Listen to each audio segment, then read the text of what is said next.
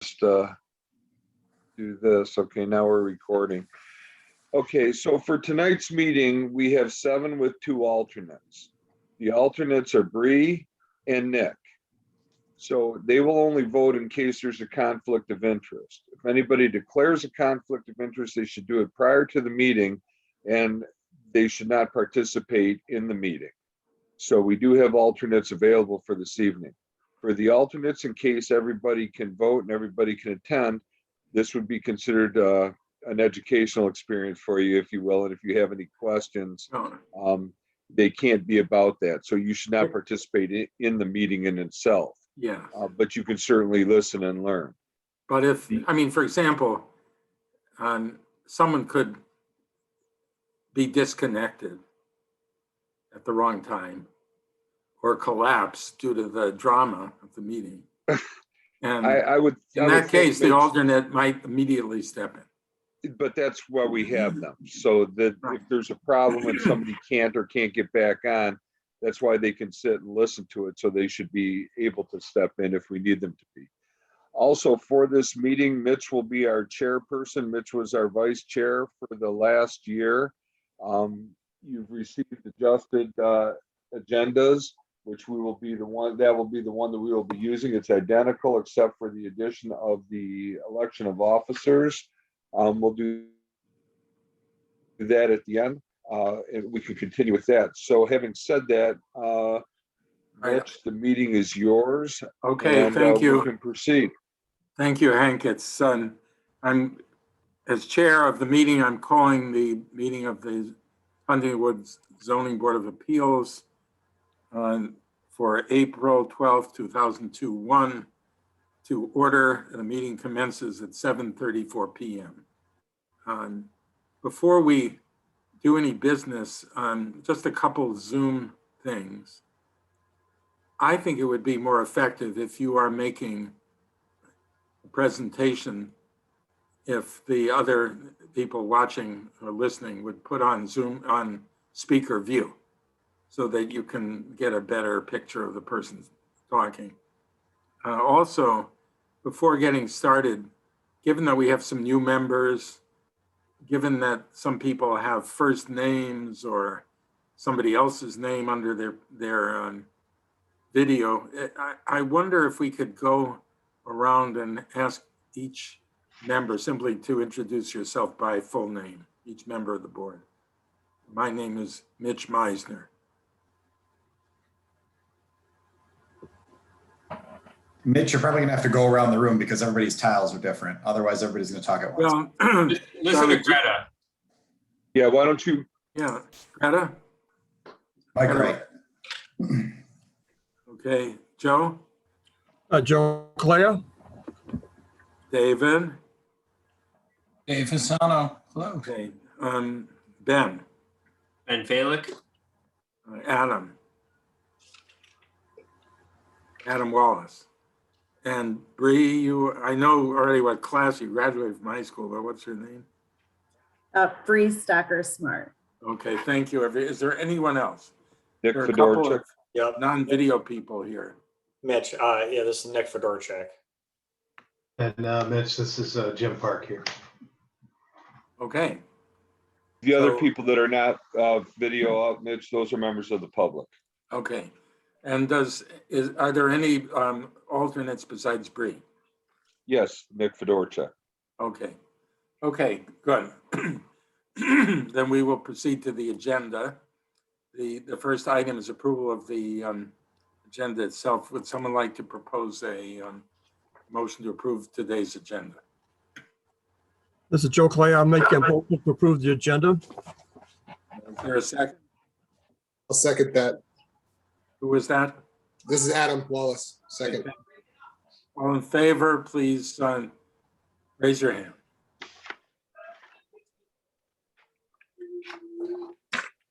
Keep them up just for a minute so that whoever is taking notes can count. I think it was unanimous. All right, the next item on the agenda is review and approval of the minutes of the December 14th, 2020 meeting. These were circulated by Hank Berry previously. Again, do I hear a motion to approve? Is there any discussion, corrections? This is Joe Clay again. I'll make a motion to approve the minutes as written. Okay, do we have a second? Jim Park will make a second. Okay, it's seconded by Jim. All in favor, raise your hand, please.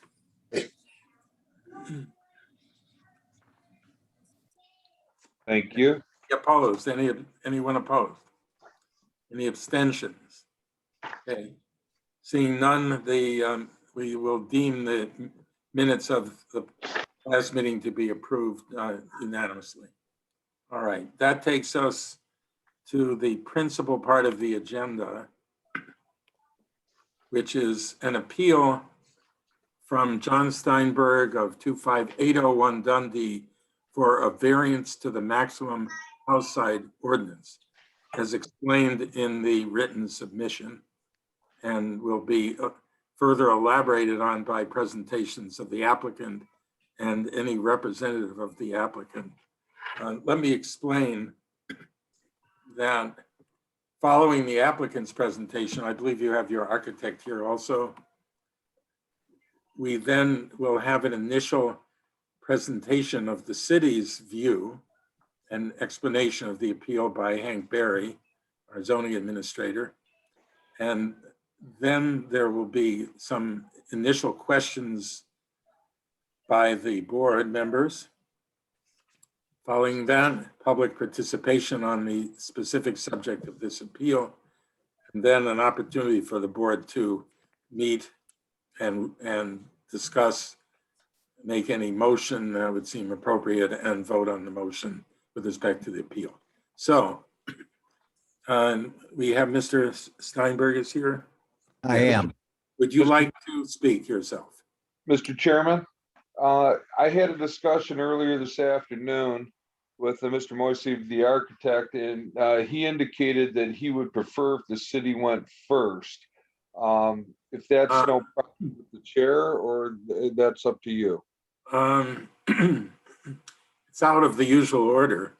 I don't know if we have to worry. I don't know that. I mean, the Do same. you have any issue with that, Hank? Does anyone on the board have any issue? We just, normally we have the petitioner speak first. Anyone object?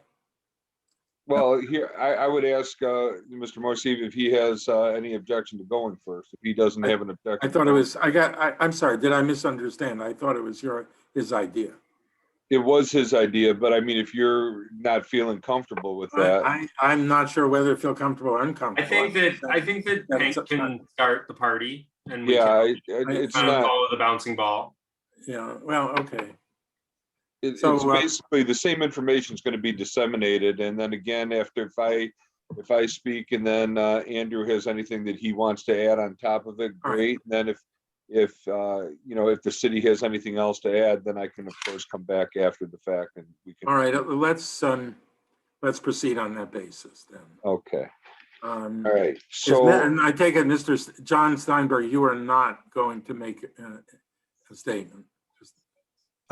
I think Andy suggested that he make the statement and then I could be around for questions. and Okay, that sounds fine. add All on. right. Yeah.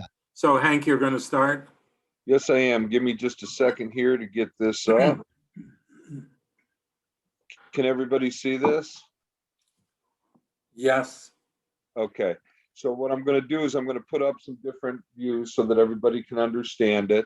And we're going to speak to this at the same time. So there may be a little bit of shuffling, but I want to make sure that I have all the drawings up there so that Mr. Moisey can reference those when he speaks as well.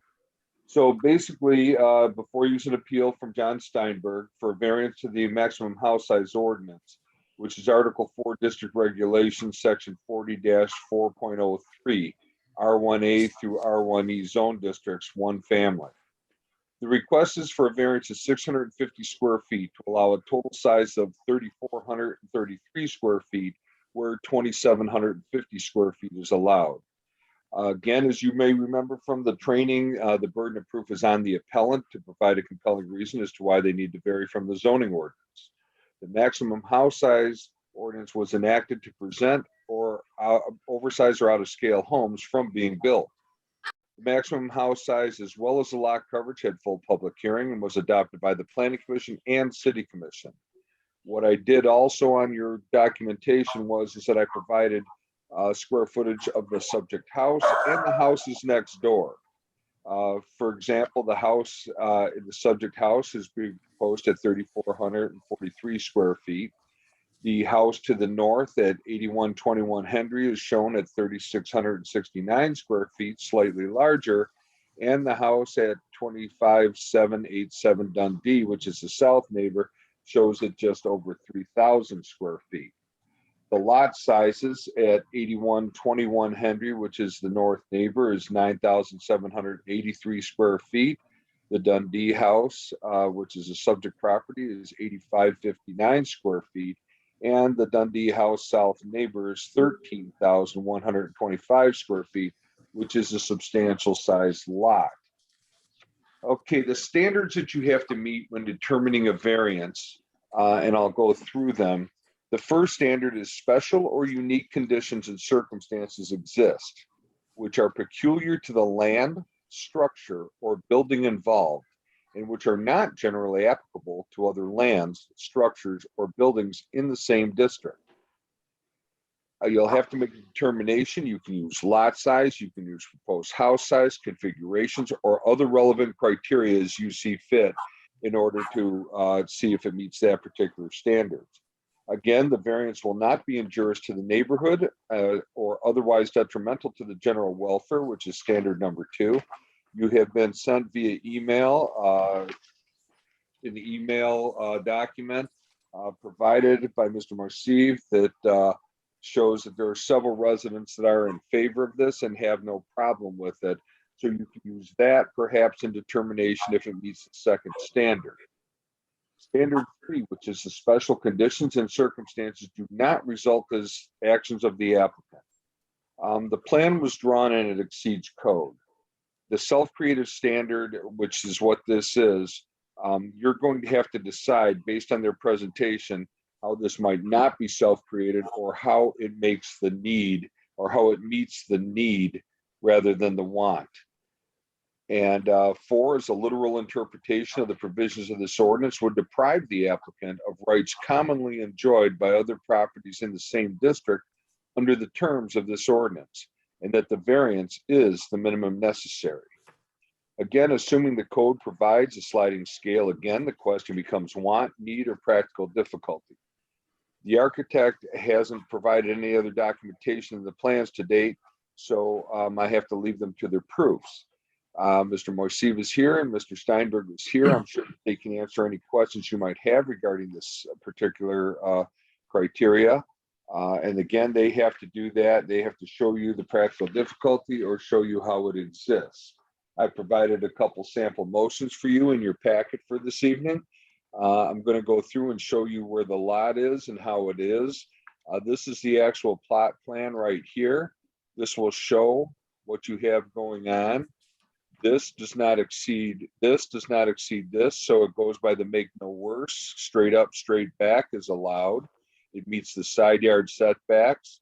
It'll be consistent with the rear yard setback, and the front is not really an issue for this. So that is 1. Now I'm going to change and I'm going to show you another elevation page. This is where it's going to get tricky here.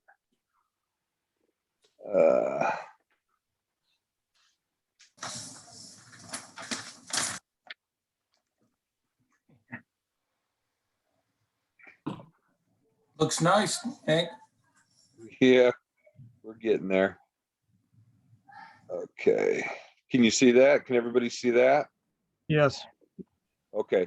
So what you're looking at there is 2 floor plans. It shows the first and second floor of what it is that they're proposing. So this is the variance that they're going to have is the space for this general area in through here. Hank, could you go full page on that just so we can see it a little better? Yeah, hold on just a second. Let me get that back up for you. It's difficult to do this without, I'm trying to get it so that, is that better for y'all? Yeah. Okay.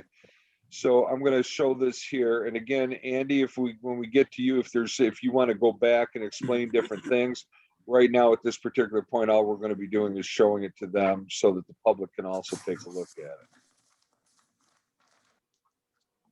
So this is the second sheet in our plans, in our paper plans. Yes. And the garage is existing, correct?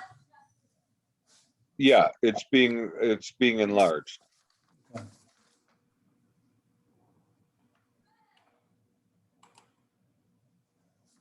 Okay, this will show you some elevations so you can see what it is that you're looking at. Now, also, there's the understanding that this also has to go through planning, but by going through zoning board of appeals, if the zoning board of appeals grants this, it would be subject to planning commission approval. You wouldn't be approving the architecture design of this particular plan. So this is the elevations that you're going to be seeing.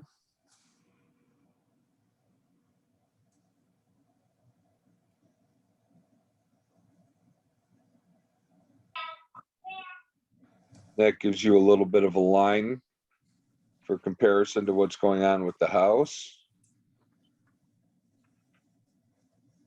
And again, this is just the front page going back to the front. So what I will do is I'm going to kind of have these available. I'm going to continue sharing the screen with this one up. Actually, you know what? I'm not, because I'm going to want to make this particular one bigger. So let me do this. Okay.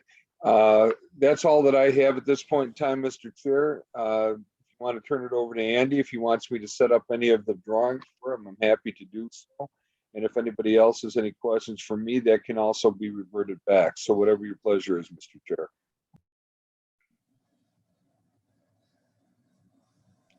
Mitch, you're muted.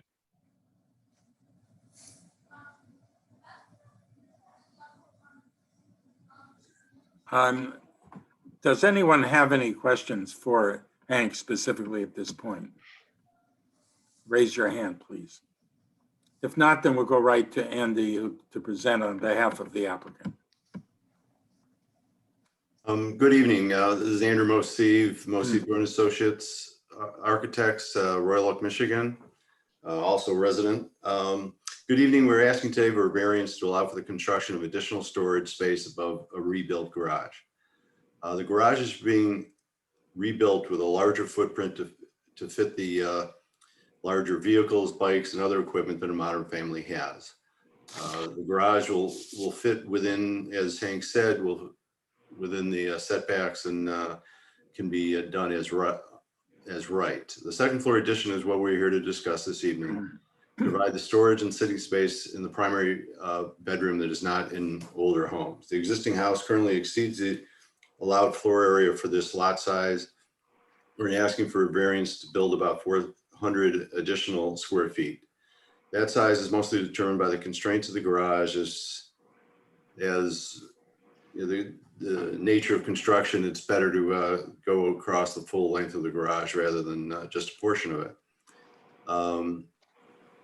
The hardships we face in creating the space for a modern lifestyle in an older home are the smaller closets and shallow basements that force us to expand over the garage. The primary bedroom is hemmed in by the existing bathrooms and stair that would not permit expansion within the existing bounds of the home.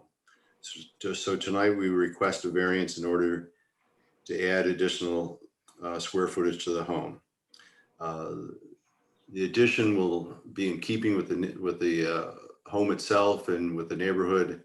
It will not it'll be smaller than, as Hank said, smaller than the house to the north and similar to the house to the south, as well as homes to the west that front on Hendry.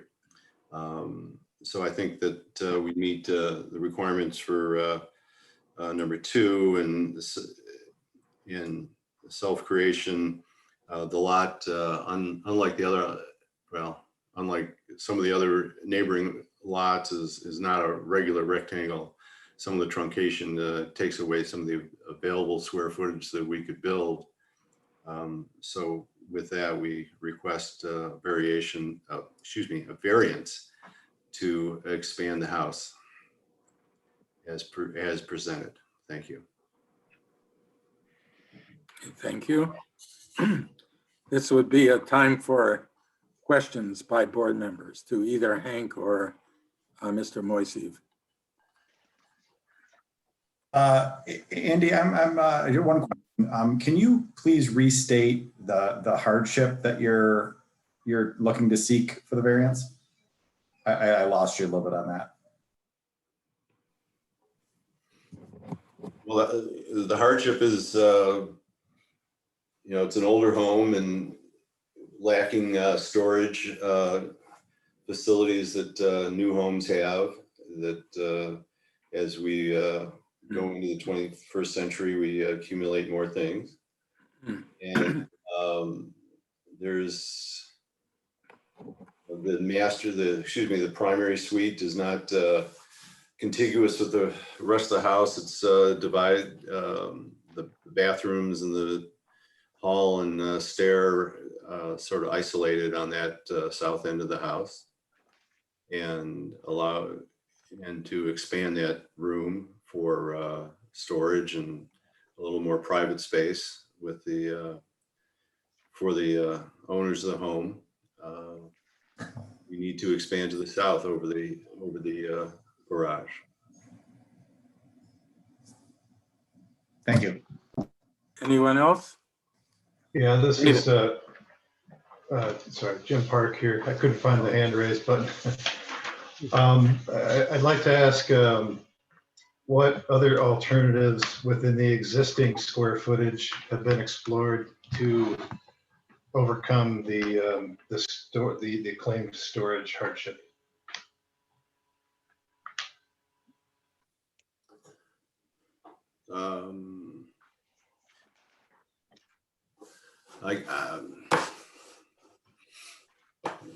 We looked at, I'm just bringing it up on my screen. Andy, would you like me to put up the floor plan? I have it in front of me. I have it in my. I was going to say it would be useful to see the floor plan at this Yeah, let's point. bring the floor plan up. Hold on. We'll do that. Would it be okay if I spoke a little bit? I know Andy is presenting, but at any point, I have no, yeah, you all share. Go ahead, John. I just want to say in general, I've lived in Highland Woods my whole life, and our home, if you look at the bedroom, the closet spaces are very small. And I live out of 4 of my closets. Both my kids live at home.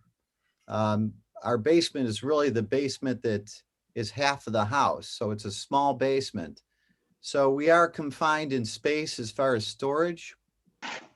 Our closet space is very small, and it would be nice to have adequate closet space.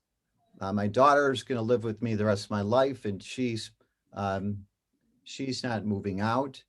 Not to say my son will eventually, hopefully, move out. And the garage, obviously, today's garage is to get 2 cars in the garage adequately. It would be nice to be able to get in there so that you can open your doors and even have some bicycles and stuff that you would want to put in your garage. So those are the things that I'm looking to do. If I may ask, the garage addition or expansion, how much of the total requested variance is comprised by the garage expansion? None at all. Garages count towards the square footage. It does not count toward the square footage. Do you agree, Hank? Yes, that's absolutely correct. I mean, what you're looking at is living space. The garage stands on its own and is separate. Right. And doesn't play into any of the lot coverage. There's no lot coverage issue here. Right. Now it looks like you've got a big sitting room being added, plus a couple of smaller closets, looks like. So how much of the requested variance area is occupied by the closets themselves?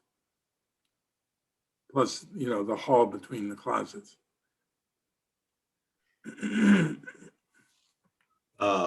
Roughly a third.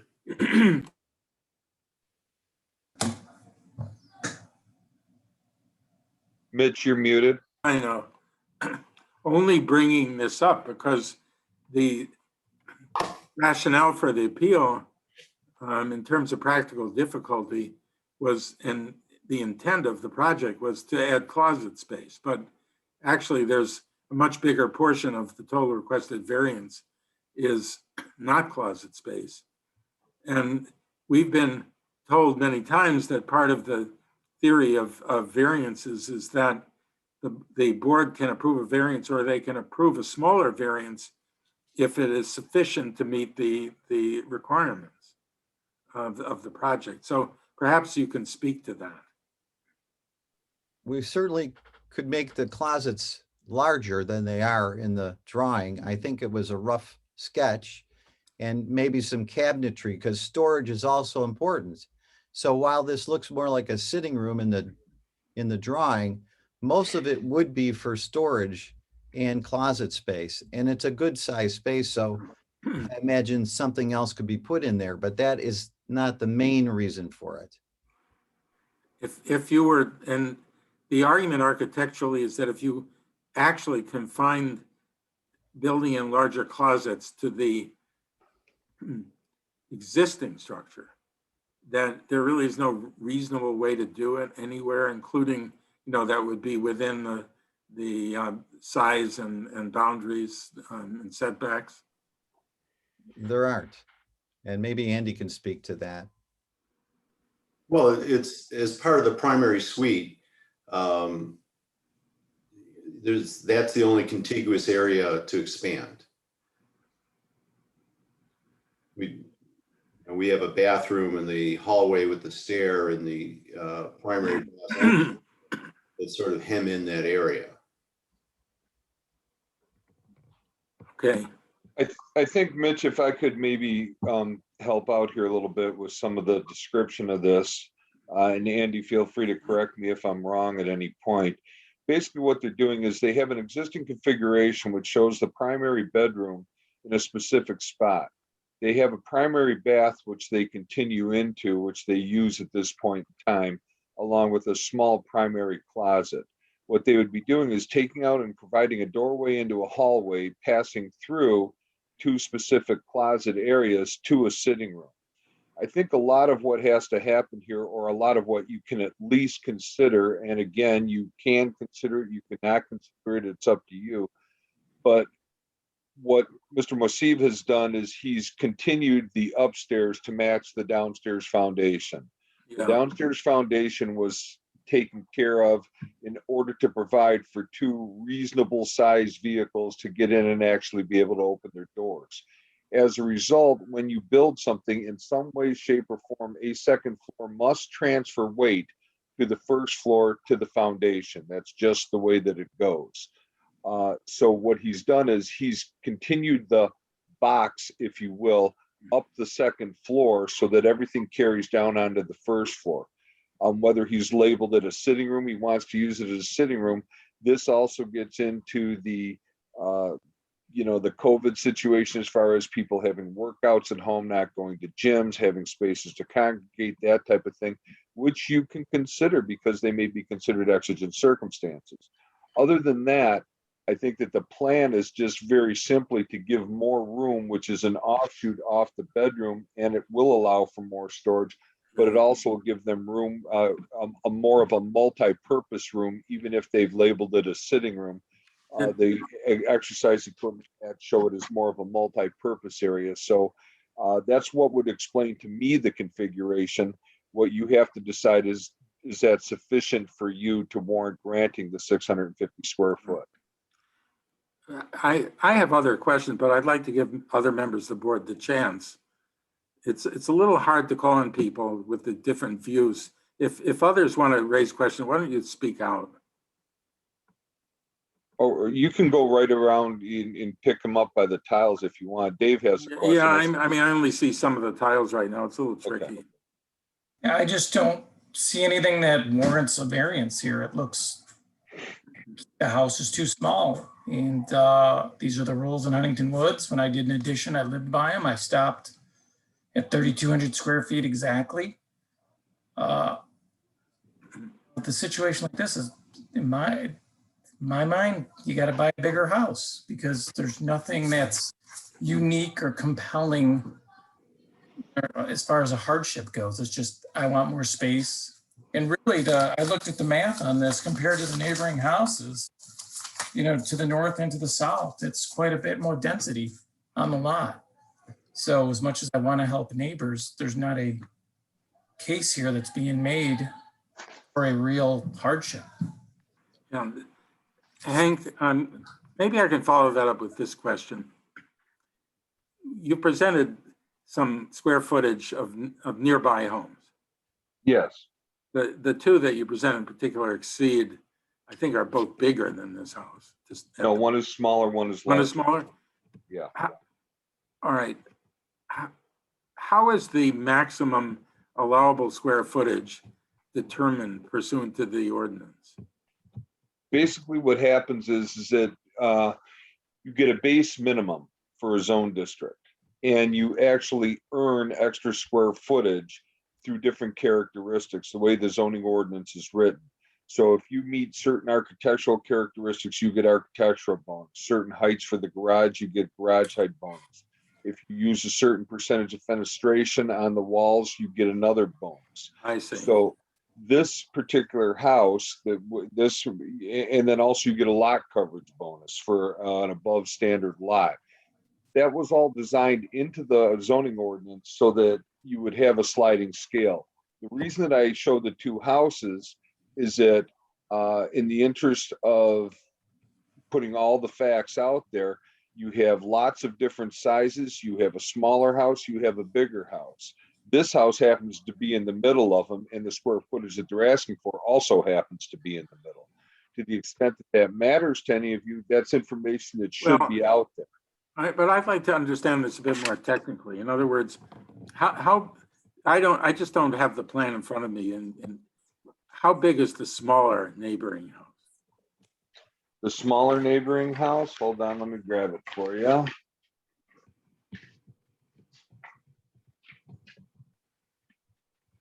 It's 3,043 square feet. The house next to it is 3,669 square feet. The proposals on this one are 3,443 square feet. Right. Thank you, Mike. But there, I mean, in Honeywood's terms, those are fairly large. Mitch, hold on. If you look at the ratio between the square footage of the house to the lot size, the house to the north is a 0.23% ratio. The house to the south is 0.375. This would be at 0.40. So this would have greater coverage, almost double the square footage to the lot size of the house to the north. It would be the ratio, not lot coverage. Right. Right. The ratio of square footage to lot size would be nearly the house to the south. Okay, well, thank you. What are the implications here? I mean, in other words, all of these homes are somewhat large. They're not on enormous lots. Are each of the other two that say we're comparing in our minds, are they both conforming at this point, or have they received variances? Are they grandfathered or anything like that? Off the top of my head, the south neighbor's not received any variances to my knowledge. I believe 8121 may have received variances, but I don't have that available at this point in time. And the house of the applicant house, is that currently conforming to the maximum lot size, house size? No. It's already bigger. That is correct. How did that come about? Pardon me? How did that come about? Is it a grandfather? Yeah, what happens when the zoning ordinances are changed is that when you change zoning ordinances, or you change lot sizes, you change coverage, you change anything like that, typically you have a certain amount of lots or a certain amount of houses that may be out of whack. We have 5 zone districts, R1A through R1E. Each of those zone districts will have legal non-conforming structures on. they'll pre-exist the zoning ordinance. So what happens is they'd be grandfathered. For example, most of the houses in the city of Huntington Woods are 50 by 125 lots. That gives you 6,250 square feet. And the houses on there can compass up to 30%, which would be 1,875 square feet. So when you look at that, that's your percentage of what you're trying to do. On a sliding scale, we went through all the other lots and came up with that. That's why R1A has 15% lot coverage.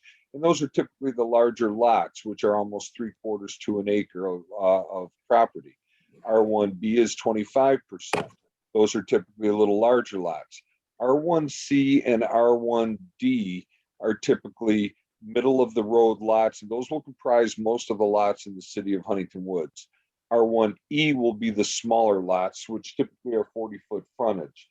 For example, the Street of Hart between Wyoming and Scotia was originally slated to be the downtown area for the city of Huntington Woods. And as a result, all the lots that were on that street were typically 20-foot in frontage because they were originally platted as storefronts. That's why you'll see a majority of those lots will be 20, 40, 60, or multiples of 20. So what we tried to do back in the day with this was to actually make as few non-conforming lots as possible or non-conforming houses as possible. But the maximum house size didn't come about until probably 10 to 15 years ago. So as a result, to keep people from making overly large or out of scale houses. That's why that came into play. It was since revised to allow for houses to be a little bit larger, provided that they met all the architectural details with this. So that's one of the things that you could have. So for example, on this particular plan, there's one side of the garage and the floor above it that doesn't show any windows. So that size does not get the 150 square foot fenestration bonus. Had there been windows on both sides of that, like one in the garage and also on that room, it might have gotten the fenestration bonus. That would have taken 150 square feet off the zoning board of appeals request, but it wasn't designed that way. So those are some of the things that we have that perhaps could happen in order to bring them closer to compliance. But at this point in time, that's not before you this evening. What I'm getting at here is, I think you said, and thank you for the explanation. I think you said that this house is already a non-conforming structure with respect to house size. Correct? It is over the house size. I mean, I only point that out just, it's sort of general zoning policy that if you have a nonconformity, the policy is generally speaking not to increase it by adding to it. I just point that out. It's not necessarily determinative, but I think it's a factor. Other members of the board, we're going to move to public participation if you don't have. Mitch, this is Jim Park. Yeah. What Mr. Hassano mentioned there about, building up to the maximum square footage. I'm not sure that's the central question on my mind. On my mind is the practical difficulty being claimed here is storage space. And when you consider the square footage of the homes and how the planning commission designed this, question I have is, I could understand possibly a practical difficulty if the proportion of existing storage was out of sync with other homes to the square footage. And I'm looking at the drawings here.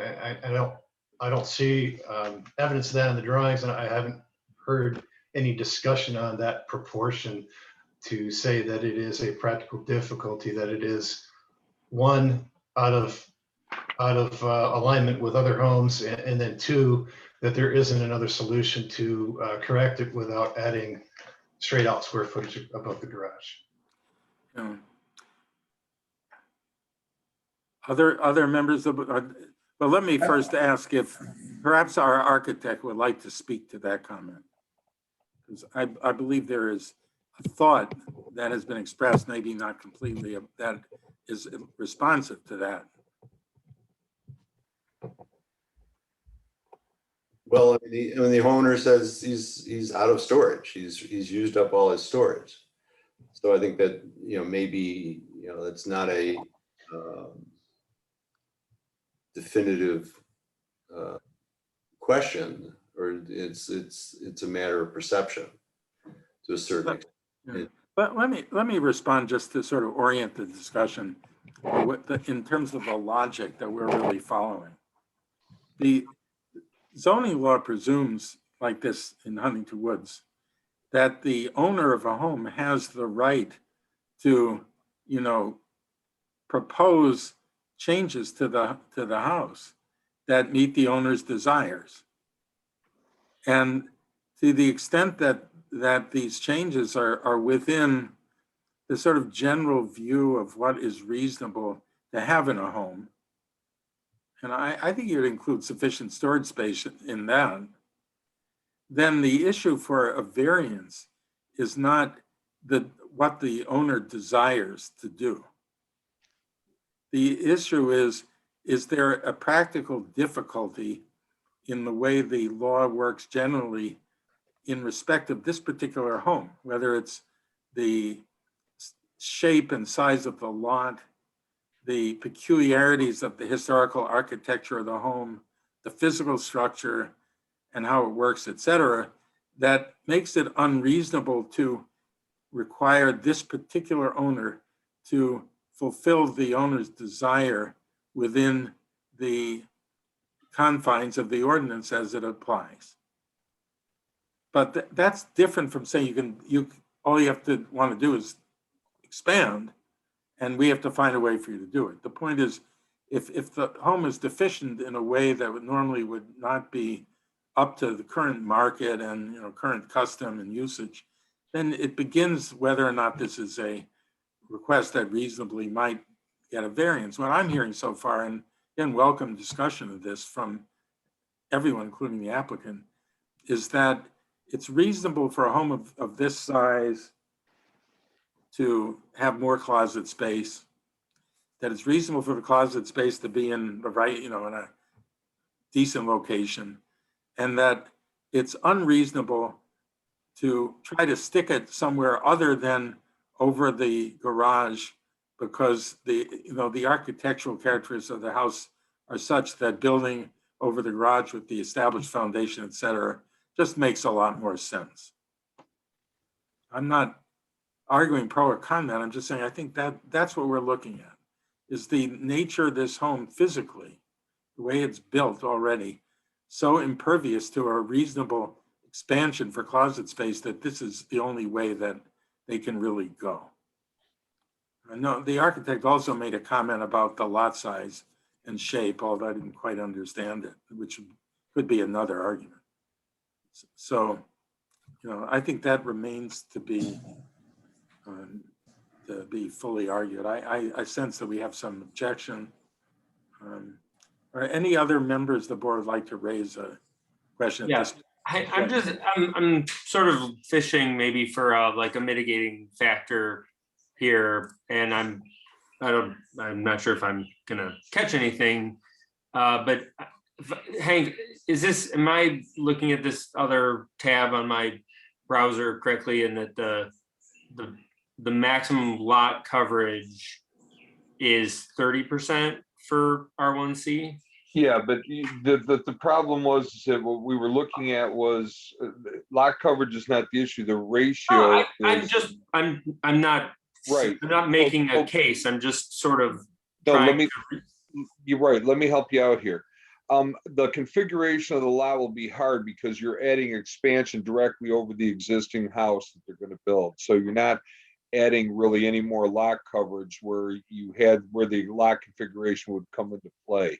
What may come into play, if you determine that it comes into play, is that based on the existing architecture of the house, that over the garage is the only logical place to expand, because that's where the expansion needs to be. There's no other place that you can do it without covering more ground floor square footage. And as a result, the architect has designed it to be over the square footage of the garage. The reason that you put it over the garage is that number one, because that's where the space needs to be, because there's no other place to put it on the second floor without creating a whole separate first floor on this particular project, which would also increase the amount of the variance required. Two, that it allows you to go over the existing foundation, which allows you to transfer the weight properly down to the foundation of the garage, which is being expanded. And I assume that Mr. Mosib, when he gets to that stage, he'll work that out with the building official as to what the bearing capacity is of the foundation of the garage as it exists. The second thing is that it allows you to complete the project in a defined area. So that's really where you're at with this. If you choose not to, you can say, well, you can always grant a lesser variance, which is always the province of the zoning board of appeals. Another option that you might have here is you might have the option of tabling it to see if the plan can go ahead to the planning commission and perhaps change and alter some detail, which might change the allocation of the maximum house size by adding detail to the plan, which would then give them the bonus, the architectural bonuses, to the point where they can pick up some square footage. I would point out that if that's what the ZBA wants to do, they might want to ask the applicant if that's something that they're interested in. I know that we've had that in the past. There is no set rule that one has to go to the zoning board first or the planning commission first. Typically what happens is that based on availability, and the applicants always want to get in the ground as soon as possible, they would take the first meeting first, knowing that they have to go to both anyway. So hopefully that may help you a little bit. If there's any other questions, Ben, let me know. I think that is the direction that I was going, which is to say, like, to the extent that we were entertaining the kind of spatial modernizing in the way that someone not with this particular intergenerational circumstances, just someone in this century would want to live in this house, that hypothetically the minimum necessary to achieve that is accommodating to the neighbors and conscientious of the air, the space around it, would be this approach that either, if I'm either doesn't add or only marginally adds to the total lot coverage. So I'm not making that case. I'm just sort of, what we do is the ZBA of like thinking creatively within the bounds of physics and time and space to see if there's something here, and maybe there is, or maybe there will be at the next meeting if we kick it back to the owner and architect. I have a question. So to boil it down, it comes down to an unnecessary hardship of storage space. Is that right, Hank? That's one of the things, yes. Okay. The hardship isn't the lack of storage space. The hardship, the term we want to use here is practical difficulty. Is there a characteristic of this house as built and the lot that creates a practical difficulty for realizing the intention of the homeowner within the boundaries of the normal zoning requirement? We don't evaluate whether they need closets or not. Yeah, and this is Jim Park, and I think based on the drawings, at least I'm not able to see a practical difficulty given the drawings with the request being storage space. Okay, why don't we? Hank, can I? Yeah. Hank, can I have a question for you. My intention here, and I'm not sure about the panel, but my intention was to most likely abstain tonight so that I could vote at the planning commission. I don't know if I have the ability to do that tonight. And if so, do I have the ability to make a casual comment? Here's what I would suggest to you. because you also sit as the planning commission chair and you are the planning commission liaison to the zoning board of appeals, if it's your intent to vote on it here, then you should stay and participate in the meeting. If it's your intent to vote on it, if and when it goes to the planning commission, then what I would do is you would abstain, you would drop out, and then one of the alternates would take the place. And I believe that Bree is our first alternate. So there's no way of knowing just what, I'm very curious about what the comment would be. Well, yeah, you that- did, well, hold on, because you can't do that. You can't. Okay. So either you can't have him comment and then decide he doesn't, that, okay, well, now he gets to drop out. Alternates come in when somebody drops out or can't make a decision. And Mike is deciding right now whether or not he wants to vote on it at the planning commission. We have alternates available, and that may be one of the things that he wants to consider, but that should be considered before we go any further. Hank, do we have an option to table this till after the planning commission meeting? Absolutely. We can table it on our own initiative, I'm sure. Yeah. So I think at this point, Hank, I'd like to abstain my vote here to save it for the planning commission. That said, I would like to offer a suggestion, but if you tell me I shouldn't do that, I will shut up. Shouldn't do that. I'll shut up. What will happen is now, Bree, you're going to unmute yourself. You're now going to be voting on this issue. And then Nick will stay in the background until he does that. So Bree, if there's any questions that you want to ask to get up to speed or to make you feel comfortable with this decision, you should certainly feel free to do so. Michael, thank you very much. I do have a question. So could you say again what the hardship is that Nick asked? What is that called? The Practical difficulty. But I just say Practical one more difficulty. time, it's practical difficulty. Hardship is undue hardship is a standard if you're asking for a variance on the use of the property. Yeah, this is not a use variance. Practical difficulty is a standard and a little bit easier to meet. That applies when you're trying to seek a variance having to do with the dimensions of the structure. But go ahead. So my question is about practical difficulty. I wonder, it sounds like space is an issue and size is an issue, right? So someone had suggested the house is too small for you, just go somewhere else, like get a different house. But there is a practical difficulty in that there are no other homes for sale. Is that, something that one can look at? Like, okay, there's 2 houses for sale in this entire neighborhood. And if there's practical difficulty with space being an issue, might that be an argument someone would? I would say pretty clearly no. No. Yeah. Practical difficulty has to have something to do with the shape and structure of the property itself. I mean, the classic example is that you want to build in a certain location near the property line, but there's an enormous tree that's in the way. So you have to move your, the structure a little bit over into the setback, for example, or something like that.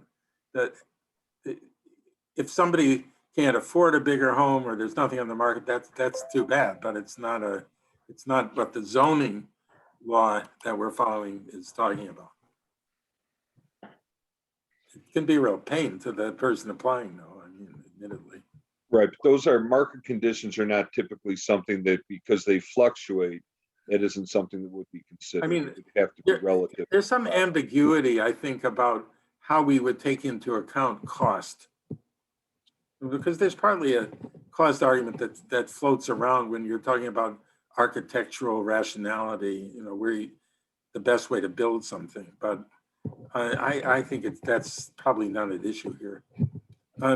Shall we switch to public participation, take a break from our question, then we'll get back to it. That's the pleasure of the chair, if that's what you would like to do. So, Please well, open I public want to make participation. sure everybody's heard. All right, do we have members of the public who are here tonight to speak on this particular appeal? If so, please unmute yourself. Yeah, well, I don't know. We've got one person, it looks like, maybe a couple. I think what you do at this point in time is give a first call for public participation, give a second call for public participation. Yeah, then you close I'm it. just a little, Hank, I'm just a little concerned about Zoom and giving people a chance to We wake do up. this all the time.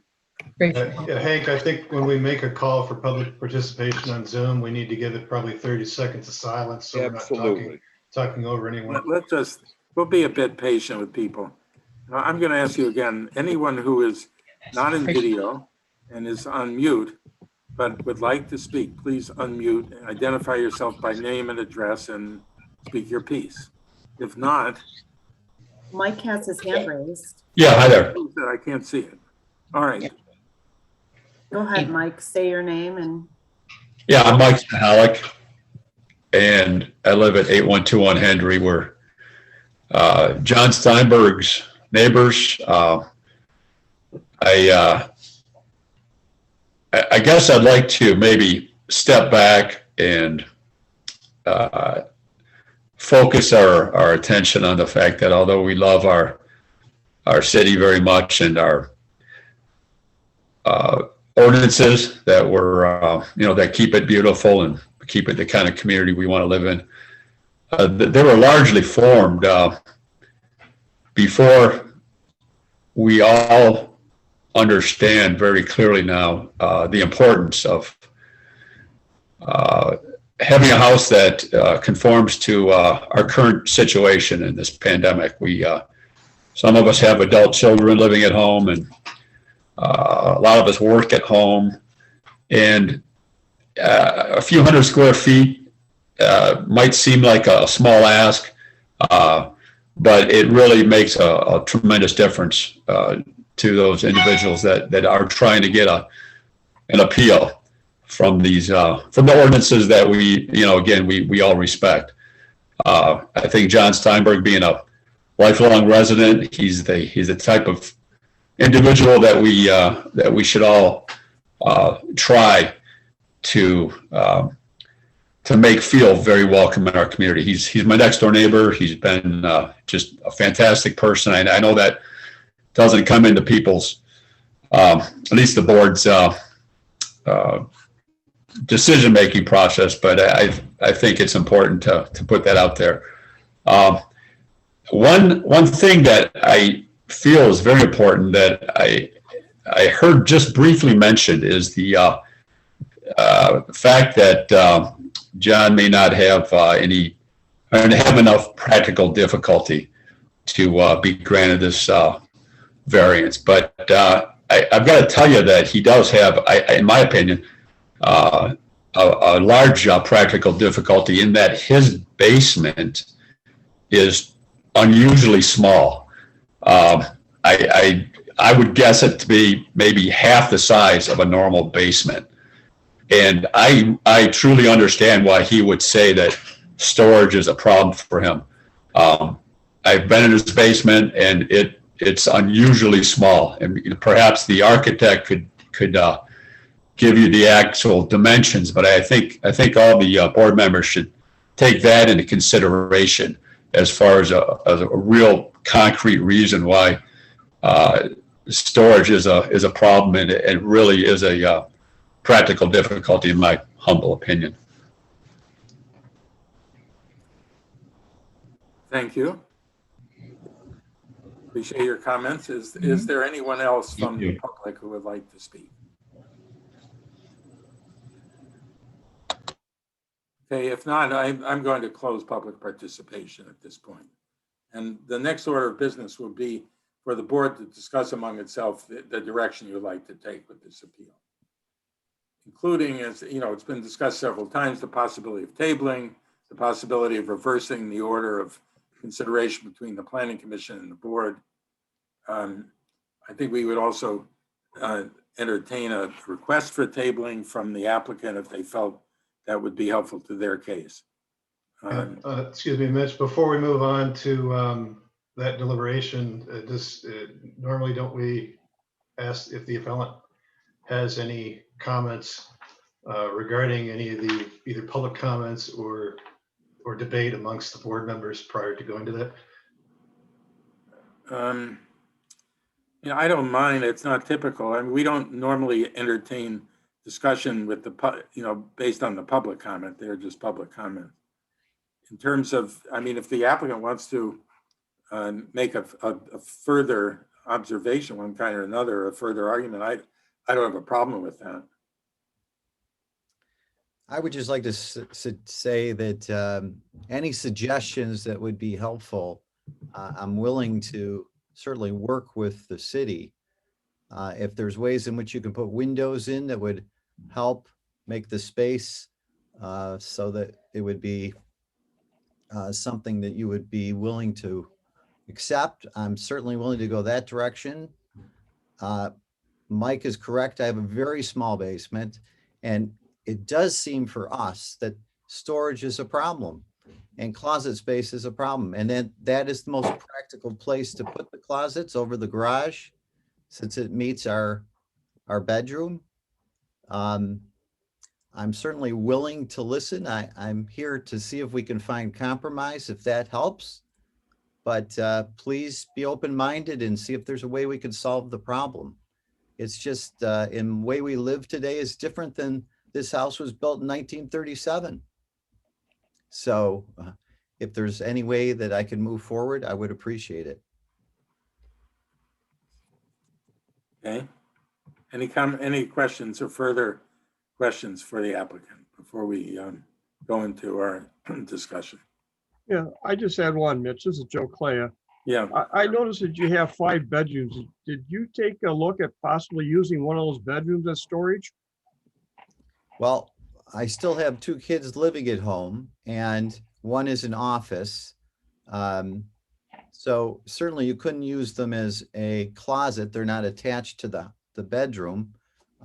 So from a practical standpoint, that would be nice to have closet space that is attached to my bedroom.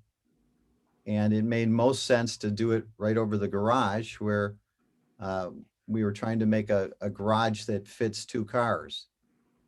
So from a practical standpoint, it made the most sense architecturally. Okay. Others? And I think we do have to start our discussion. Normally we start with a motion.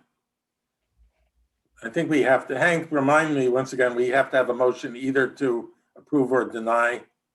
You're going to have a motion to approve or deny or table, with the understanding that according to Robert's rules, a motion to table will take precedence over any other motion. But in effect, a motion to deny is like a motion to approve that loses, more or less. No. No? You should always come out with a decision. You need 4 out of the 7 voting votes. That's not what I'm saying. I mean, I understand. I would just what I'm getting at is that you need 4 out of 7 votes to have a decision. If you have 3 votes that are in favor of a motion to approve, then, and that fails, then you should make the inverse motion to deny. Well, I think we should open up for some just discussion among the board members. And then if there is an interest in tabling, we should take that up first with a motion to table. Yeah, this is Jim Park. Yeah. I would like to make a motion to table until after the planning commission, and also to give the appellant some opportunity to go back and maybe further investigate the practical difficulty of storage and some alternatives to present if they so choose to do so. That said, the planning commission may be entertaining things that we are not in here, such as the effect of COVID on the way people live in their homes, which I'd like to first hear from the planning commission on what the stance is in the city for that. So I'd like to propose a table. The motion has been made to table this until a later meeting. Just for clarification, if you get a second on this motion, that requires a vote. That means the discussion's over, and that's what we're doing. Yeah, feel free to discuss wait a minute. The points I've made prior to seconding. You're saying that, Hank, where's this coming from? You're saying that if there's a second Motion that to cuts table off takes discussion? precedent. Pardon? You have a motion to table, you have to vote. If you have a motion to table in a second, you got to vote on the motion to table. No, I'm not saying that, but we can have discussion after the second. before voting. Yes. You can always have discussion. All right, but okay. Do we have a second on this? This is motion? Joe Clay. I'll second the motion. All right, does anyone have any comment on the motion before we vote?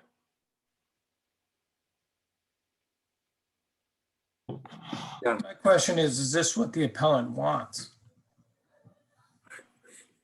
well, we could ask the appellant, but Yeah. it's certain, it's up to us anyway. I mean, we can decide on our own initiative, but perhaps we could ask the appellant, would you like to have us table this until after the planning commission meets?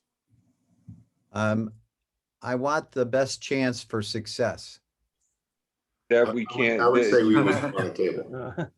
Well, that is exactly reasonable, rational comment, but I'm not sure how we would advise you on that. Hank, if this goes to the planning commission and then comes back to us, it will come, it could, theoretically, I'm not saying what's gonna happen one way or the other, but it could come back saying the planning commission gave X amount of bonus square footage. I mean, No, that's, what would happen is that if the plan is altered to become more in line with our architectural bonuses and that, they may earn square footage so that the square footage instead of, and I'll just give an example. so instead of 650, they may be asking It for may be 300 or 500. whatever. It Okay. may be, and it may be that they would be requesting less. Any other thoughts on this? I mean, I would, in response to the applicant, we can't tell you what to do. My gut feeling is that your chances would be improved, if anything, by going to the planning commission first. I would say we want a table. Having some time to think it over and, fiddle with the plans. Okay, Andy? So, all right, I so would we say have, want a table. we have a motion to table, been seconded, there's acceptance by the applicant. Anyone have any comments before we vote? All right, I would like to call for a vote on the motion to table. Mitch, could you do a roll call vote for me, Roll please? call. Yeah, okay. Let's see, we'll start with Jim. Vote yes or no? Yes This to is Jim, table. this is Jim Park, yes to table. Okay, Joe, Clea, Yes. Adam, Yes to table. Bree is a voting member tonight? Yes, Bree's a voting Bree? member. Yes or no?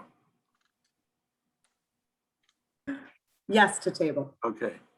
David, Yes. all right. Nick, Nick does not get a vote. at all this right, time. Nick's the dropout. Yeah. I'm just getting to know some people's roles here. I apologize. So you're the liaison with the planning commission. No, Mike Wright is. Well, wait a minute. Oh, right. So, Nick's Nick, the Nick alternate. does not I'm vote. the Mike other is alternate. not voting. you're the second alternate. All right, Mike That is is correct. Mike, whose name is a little different. on The votes you're missing are Ben's and All right, yours. and Ben I'm keeping for the last one. So Mike, No. Ben and then you. Still, you said no to table? No, Mitch, I can't vote. That's Ben why gets a Bree's just- vote voting. and you Hank, get a just- vote. Hank, just hold on a minute, please. Nick is not eligible because he's the second alternate. That is All right. correct, and neither is Mike. All right, and Mike is not eligible either. So Ben, how do you vote? Yes. All right, and I vote yes. Okay, So I think we have, let's see, 1, 2, 7. 3, Seven. 4, 5, 6, 7. We have 7 votes for, 0 against, no abstentions. So the motion is adopted. The matter is tabled. Now, Hank, I'm a little uncertain about what procedure has to be followed. I guess the applicant, if we voted to table on our own That means that you initiative. pick it up at the next meeting.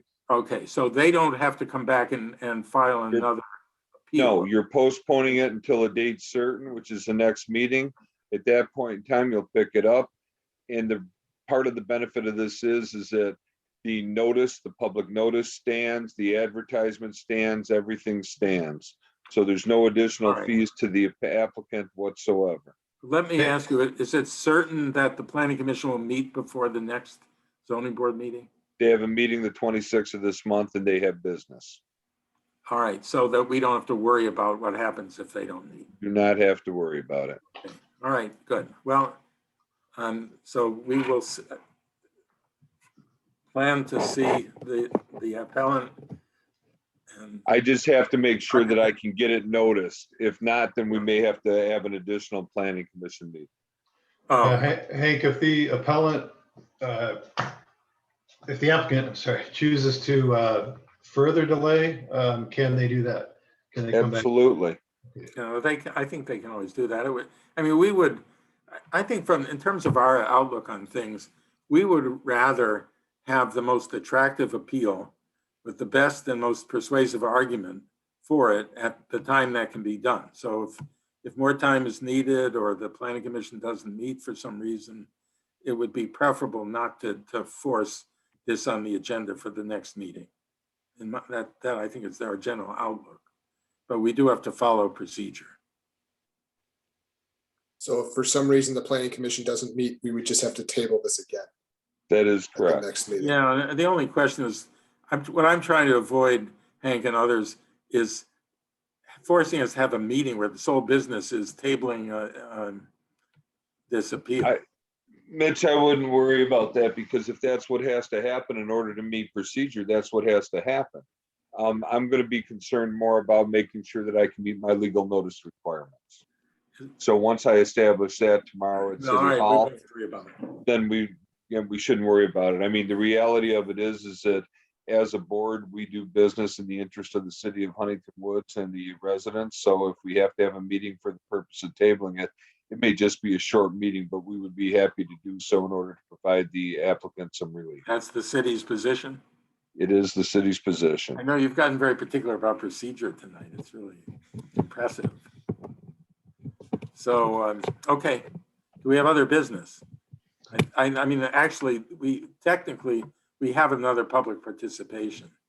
So let me see what the agenda says here. Well, the public participation. Oh, we have will elections. be after the other business. So you do have. We have elections coming up. Yes, you do. All right. So Hank, do you want to sort of take charge of that? Yeah, I mean, basically what's happened here is just to be clear so that Mr. Moiseev and Mr. Steinberg were both aware. I will get in touch with you tomorrow, make sure that I can meet my legal notice requirements. If I can, you will be on this planning commission meeting. If I cannot, then we will have to push it back out a little bit more. But having said that, you and I will be in contact tomorrow. So expect an email. As far as so our business with them would be concluded for the evening unless they want to stay and participate in public participation, which they're welcome to do so. At this point in time, Mitch, what we have is the election of officers. There's two positions that are available. The first being the chairman and the second being the vice chair. Our chairman, as of last year, is no longer here. Mitch, who was our vice chair last year, filled in this evening for the vice chairman as the chairman for the events this evening. The nominations are open. The only people that can't serve as an alternate at this point in time. What are the length of the terms? 1 year. 1 year, okay. So at this point in time, anybody on the planning commission can nominate anybody on the on the zoning board of appeals for the chairman. I forget what night I'm in here. So Hank, who's considered alternates at this point? The alternates would be considered Bree and Nick. Next year, they will be full voting members because 2 members of the zoning board will be moving off. I would like to nominate Adam for chair, whether he likes it or not.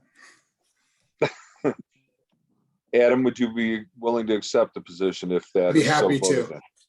Okay. If you'll all have me. Then at this point in time, would anybody else, was there any other nominations? Yes, I'd like to nominate Mitch. Okay, Joe would like to nominate Mitch. Wait, first, I'm sorry, my apologies. We need a second on the nomination for Adam. Second. Okay. All right, now Joe would like to nominate Mitch. Do we have a second for Mitch as the chairman? David, could you unmute, please? Second.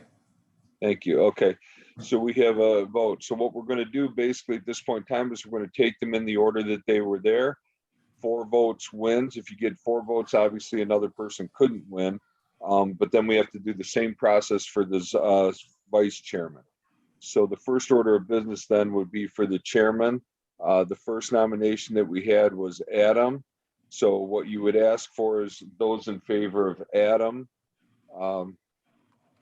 would have a show of hands. Can these Bree guys and have I to do a vote little- on this or no? I'm sorry, what? Can Bree and I vote on this? Not yet, no, because there's only 7 sitting members. Got it. They don't have to do a little stump speech, tell us what their platform and goals are here. Should know a Free little candy bit in the about their cafeteria. plan. You can certainly ask questions, but there's a vote that needs to be forthcoming on that. Adam, why do you want to do this? Just want to continue serving the ZBA and carry on the great tradition that Gordon held last year. What happened to Gordon? He's I think he's his term I think limited his out. term expired. Oh, okay. Mitch, is this something you really want or want to do? I would like to do it. I wasn't planning a campaign speech. It's really unheard of.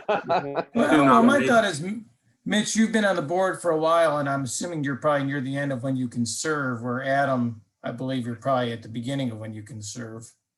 May have other opportunities. Well, yeah, I think this is my 3rd year on the board. And so I think it's a 3-year term, right, Hank? But then I don't know what the rules are about It's a serving 3-year again. term and you're eligible for a second 3-year Okay. term. Okay. I can't remember where I am in the term limit department. Hank, do you know? I have I'm not off the top of my head, Mitch. I don't have that information. It seems like you've been on and off the zoning board of appeals since back when I was on the zoning board of appeals. Well, before that, actually. But, Yeah.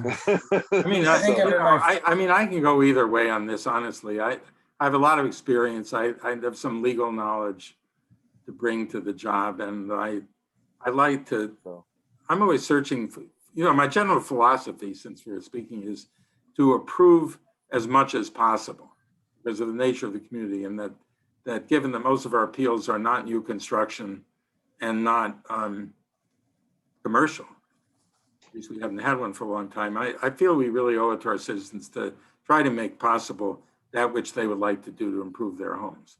But at the same time, we have a legal responsibility not to act like, we're above the law. And the trick is to make decisions that conform to the law and advance the interests of our citizens.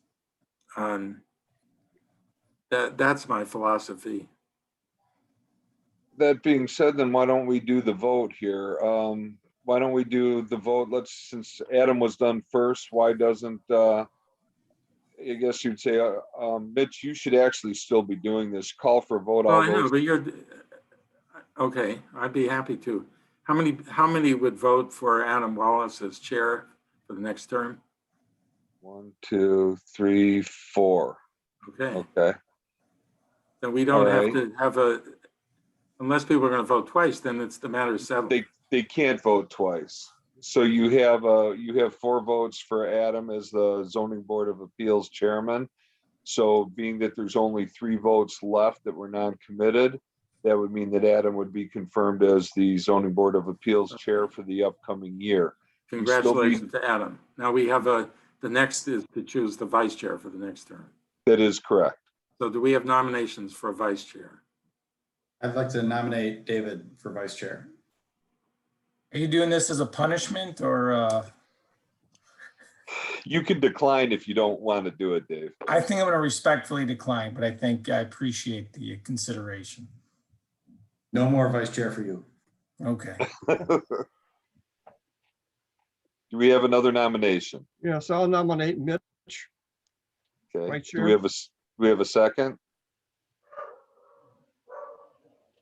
Second. Mitch, are you inclined to serve as vice chair again? I'm serving the position that Lyndon Johnson was in 1960. But it worked out okay for him for a while. So yeah, I'll take it. Okay. Then you would need all the people, all in favor of Mitch as vice chair to vote. All right, can I call for a vote, please? All in favor, raise your hand. How many? 1, 2, 3, 4, Yeah, 5. 5. Did I miss somebody? Who did I miss? Ben. You and Oh, you okay. and Mike. All right, so do we have, nobody else was running? That means, That means you're the vice chair. well, let's see if there are any opposing votes. Well, Mitch, you got 5. I know, but Okay. we'll call them abstentions then. So the chair of tonight's meeting is elected vice chair for the next term. Yep. And the chair of tonight's meeting congratulates him. Okay. All right. Other than that, I have no other, nothing else. So the only thing that you would have left would be additional public participation should Right. anybody choose to.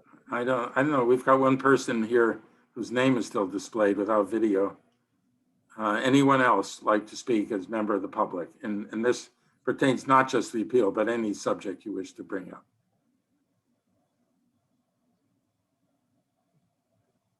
Hearing none, I think will entertain a motion to adjourn.